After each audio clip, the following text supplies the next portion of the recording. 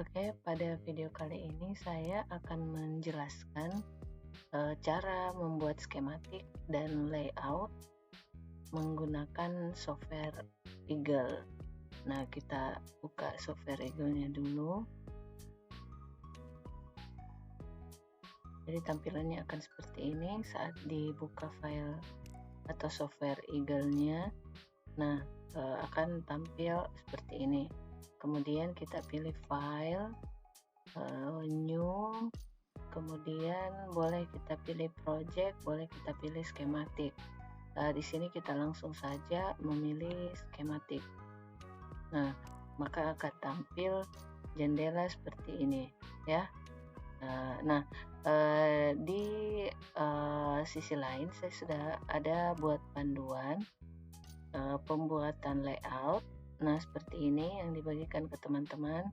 Jadi di sini bisa dilihat step by step cara pembuatan skematiknya yang akan dikonversi nanti ke layout. Nah, ini step pertama sudah dilakukan, buka software Eagle, kemudian yang kedua pilih skematik. Nah, akan tampil seperti ini. Nah, kita sudah ada di tampilan ini ya. Jadi kita sudah ada di jendela untuk menggambar skematiknya. Oke, selanjutnya di sini ada menu atau tools yang bisa digunakan untuk membuat skematik dan beberapa tools untuk memudahkan. Misalnya tools ini untuk menggroup atau memblok istilahnya, kemudian ini untuk memindahkan, kemudian ini untuk mirroring rangkaian, kemudian yang ini untuk rotate. Jadi semua sudah ada keterangannya di situ ya. Ini untuk mengcopy komponen atau mengcopy rangkaian, kemudian ini paste, ini untuk menghapus, delete ya. Kemudian yang banyak digunakan ini untuk membuat garis. Nah, kita kembali ke panduannya dulu. Di panduan ini yang pada step keempat itu ada add part. Jadi kita akan membuat rangkaian sesuai di buku panduan, rangkaiannya ada di bawah. Nah, ini rangkaian ini yang akan kita buat. Ini adalah rangkaian kontrol atau rangkaian kendali peralatan listrik. Nah, untuk memulainya kita lakukan dengan mengikuti petunjuk di panduan ini. Yang pertama adalah kita klik bagian add part pada sisi kiri software ini atau sisi kiri jendela ini. Nah, pertama-tama saya add part dulu. Jadi add part, kita klik, kemudian akan muncul library di mana kita akan memilih komponen yang akan digunakan. Nah, untuk kode-kode komponen yang akan digunakan silahkan dilihat di panduan. Jadi part-part yang dibutuhkan itu yang pertama adalah operational amplifier. Silakan teman-teman ketik op-amp pada kolom search. Jadi kolom search itu ada di sini. Silakan ketik op-amp. Kemudian kita cari kode yang ada di sini.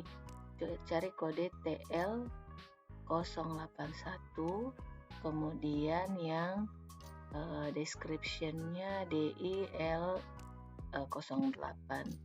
Jadi kita cari op-amp, kemudian cari ke bawah, scroll ke bawah, TL081 yang description-nya DILO. Nah, ini setelah kita klik 2 kali, kita temukan, kita klik 2 kali, maka akan otomatis terambil ke tempat untuk menggambar skematiknya ya.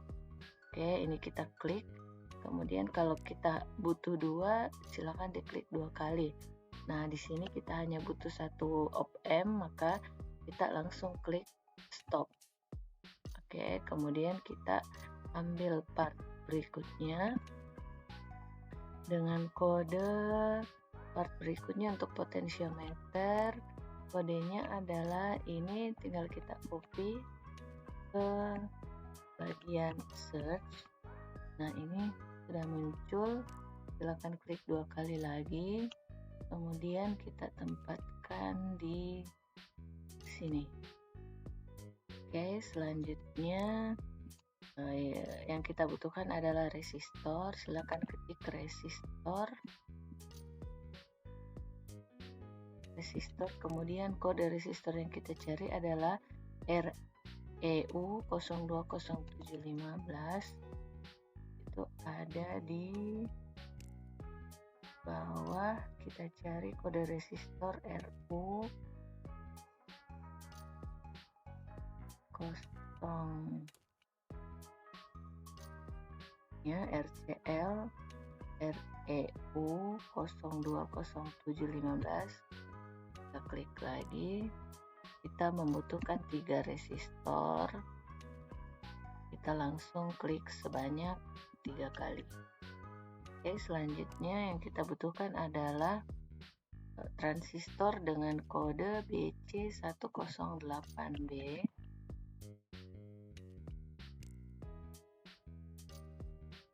Oke, kita klik lagi 2 kali, kemudian kita tarik transistornya.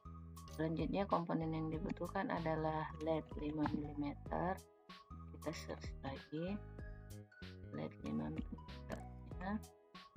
Nah, dapat. Ini kita klik 2 kali, kemudian kita tempatkan di sini. Selanjutnya komponen yang dibutuhkan adalah dioda IN4004. Ini kita search lagi. Nah, klik 2 kali dan kita tarik lagi. Selanjutnya komponen yang dibutuhkan adalah relay. Kita copy kodenya, kita cari kembali. Nah, ini G5L. Kemudian komponen berikutnya yang dibutuhkan adalah LDR dengan kode ini, kode VT400. Nah, ini ada muncul beberapa, kita pilih salah satunya.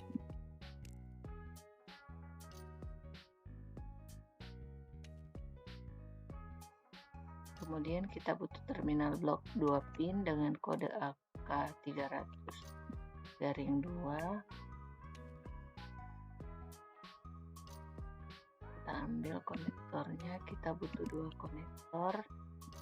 Kemudian kita butuh VCC, sumber tegangan positif. Ini kita ambil yang ini.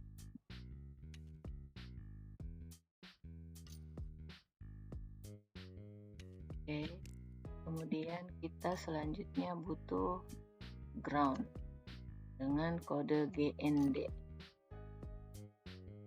Ini kita ambil salah satunya saja. Kalau sesuai skematik kita pakai yang ini ya. Oke. Oh ya, setelah semua komponen telah kita ambil dari library, sekarang saatnya dihubungkan. Cara menghubungkannya adalah ini pertama mungkin kita rapikan dulu tata letak komponennya. Yang resistornya bisa diputar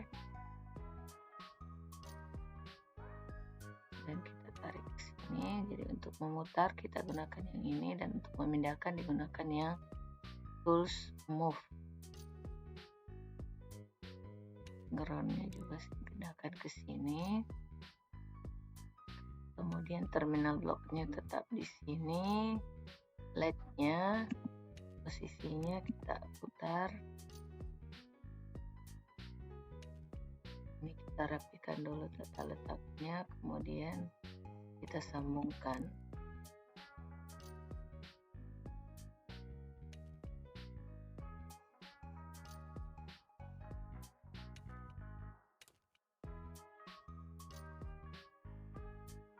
Oke, untuk komponen relay dia akan terhubung ke terminal blok yang ada di bawah. Oke, selanjutnya kita hubungkan dengan menggunakan tools net ini. Oke, pastikan komponennya terhubung dengan baik dengan mulai menarik garis saat ada lingkaran hijau yang ini. Nah, kita tarik, klik pada komponen yang akan dihubungkan, kemudian klik pada komponen tujuan. Nah, untuk memastikan dia terhubung, bisa kita geser-geser komponennya. Nah, kalau misalnya dia sudah terhubung, digeser kemanapun itu kabelnya akan mengikut. Oke, selanjutnya kita tarik semua garisnya, kita hubungkan semua sesuai dengan gambar di panduan ya. Ini kaki 4 ke ground, kemudian ini ke ground ya. Kita butuh satu lagi VCC, kita butuh lagi satu VCC untuk potentiometernya. Oke, ini kita hubungkan kaki 6 ke resistor, resistor ke basis, dari sini ke led, hubungkan.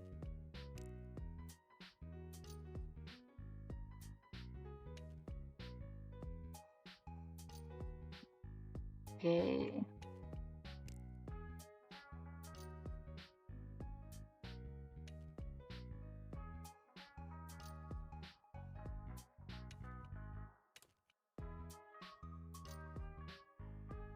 nah setelah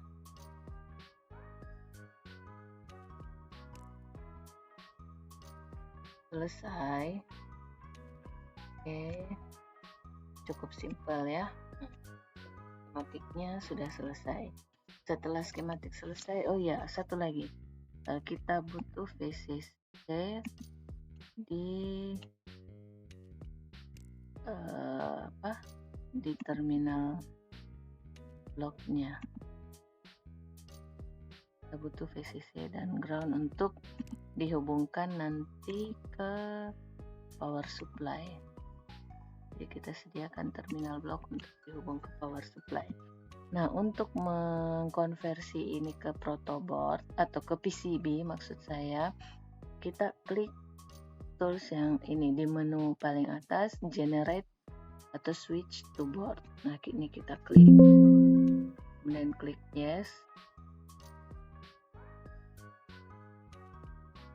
Nah, akan muncul seperti ini menu untuk membuat layoutnya.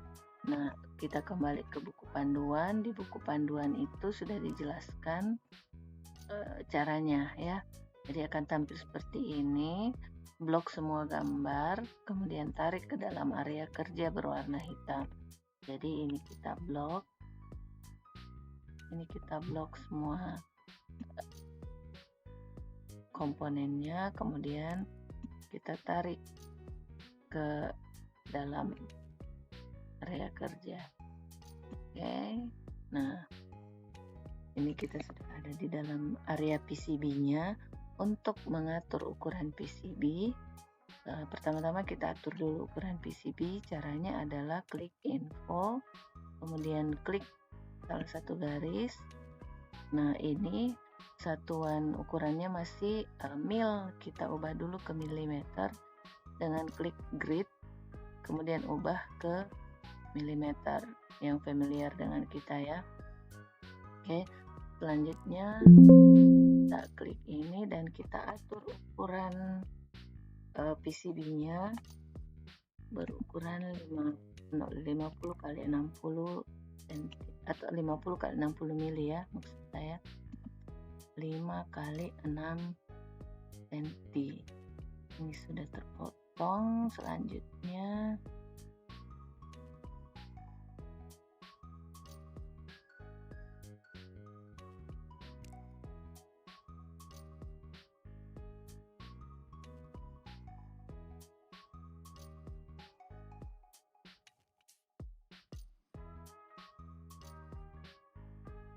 kita atur 50 kali 60 cm.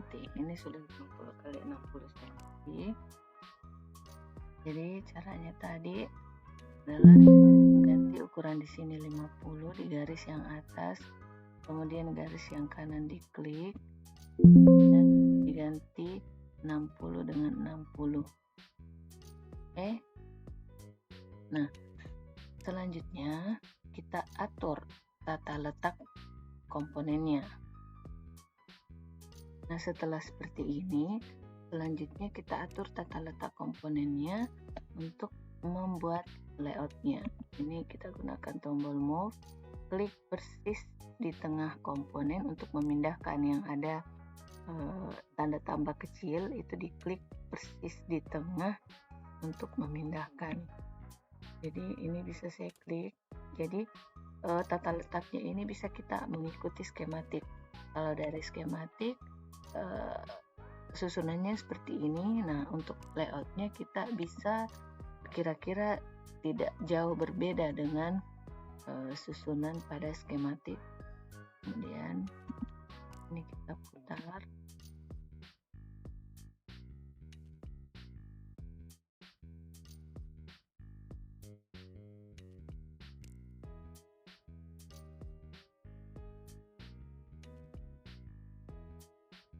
Ini kita bisa pindahkan terminal bloknya.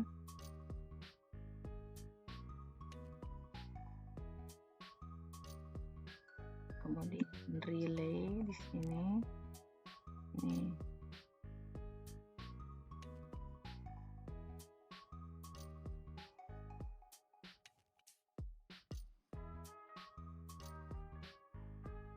kemudian LDR misalnya saya tempatkan di sini. Kemudian IC misalnya saya tempatkan di tengah. Diodanya di sini. Tiganya di sini.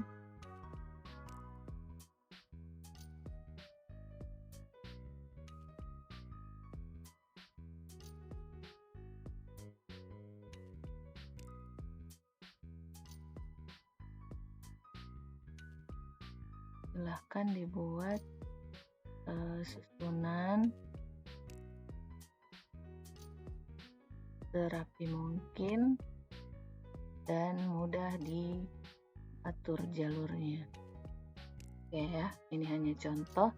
Nah, untuk memulai membuat jalur, silahkan diklik di bagian root airwire ini, root airwire, kemudian ketebalan garisnya diganti dengan 1,016.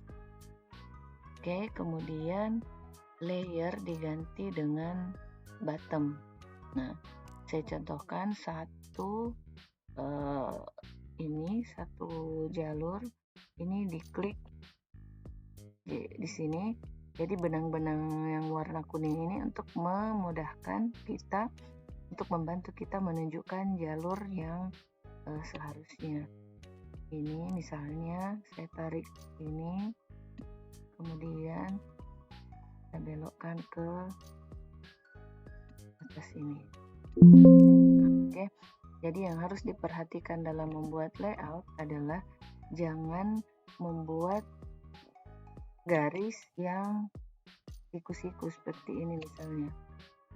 Nah, jangan membuat jalur dengan sudut siku-siku, karena itu akan menghambat aliran arus atau juga menimbulkan percikan arus nantinya. Oke, jadi seperti itu. Silahkan dibuat jalur untuk yang lain.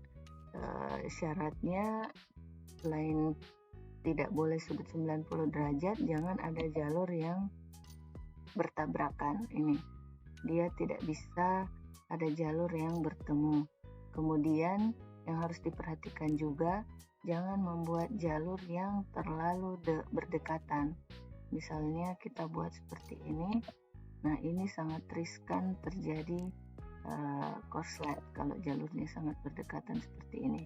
Jadi buat jalur yang berjarak, kemudian jangan bertabrakan, dan jangan buat dia sudut 90 derajat. Oke, silahkan, selamat mengerjakan. Terima kasih.